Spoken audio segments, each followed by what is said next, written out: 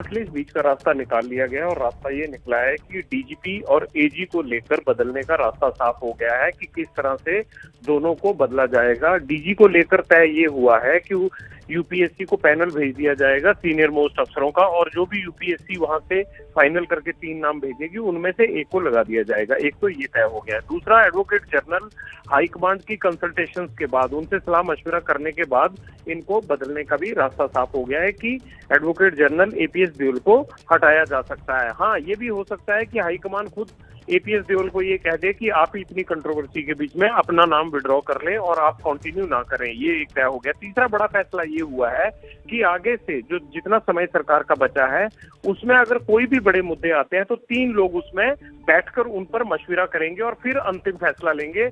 और ये 3 लोग होंगे चीफ मिनिस्टर चरणजीत सिंह चन्नी, दूसरा पार्टी प्रेसिडेंट नवजोत सिंह सिद्धू और तीसरा हरीश चौधरी का नाम बताया गया है। तो मुझे ये लग रहा है कि हरीश रावत के पंजाब में अब प्रभारी के तौर पर दिन शायद खत्म हो रहे हैं और हरीश चौधरी जो है वो महासचिव के तौर पर प्रभारी लगाए जा सकते हैं। आज की इस मीटिंग के बाद ये भी लगभग तय हो गया है।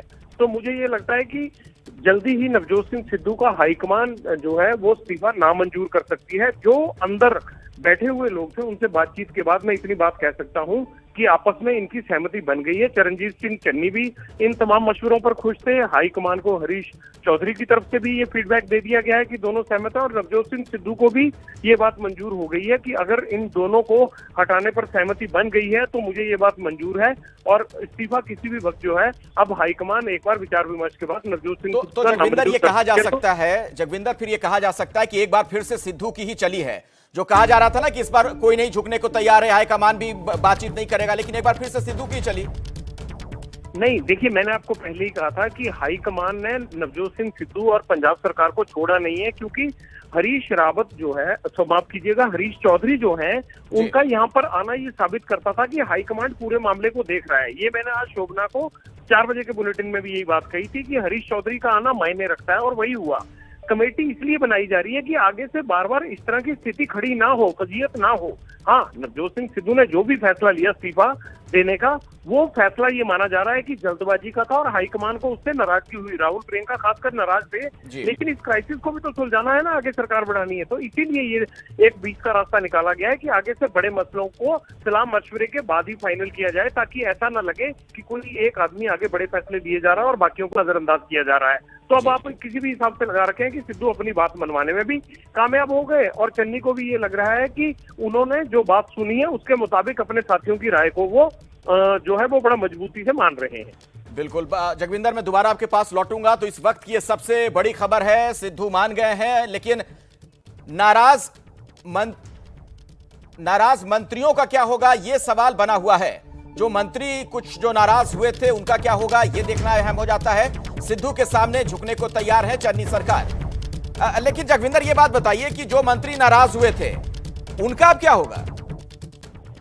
देखिए, मंत्री कोई नाराज नहीं था। मंत्री जो है ना, ये खेमेबंदी होती है। ये पॉलिटिक्स का एक सबसे बड़ा असूल होता है कि आप अपने सामने वाले को कैसे नीचा दिखाने के लिए काटते हैं। तो ये खेमेबंदी हो गई थी। ऐसे लगता है कि अगर नवजोत सिंह सिद्धू नाराज हो गए हैं तो दूसरे ग्रुप जो है ये कोशिश करने लगते हैं कि उनको आइसोलेट कर दो।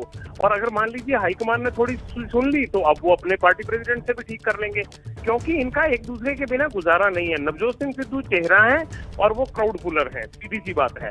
और चन्नी को ये लगता है कि वो कोई अगर सोशल वेलफेयर और पब्लिक वेलफेयर के काम करते हैं तो उससे सरकार को मजबूती मिलेगी, और नवजोत सिंह सिद्धू की अगर सुनकर चलेंगे तो उनको पब्लिक में मजबूती मिलेगी, और आगे कैंपेन तो सारा नवजोत सिंह सिद्धू को संभालना है। तो ये गिव एंड टेक की राजनीति चलती है।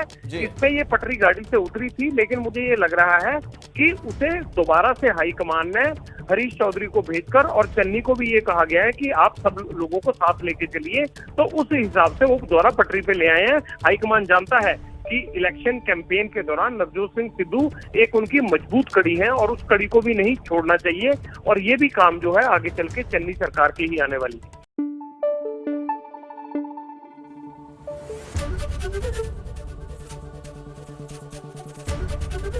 एबीपी न्यूज आपको रखे आगे।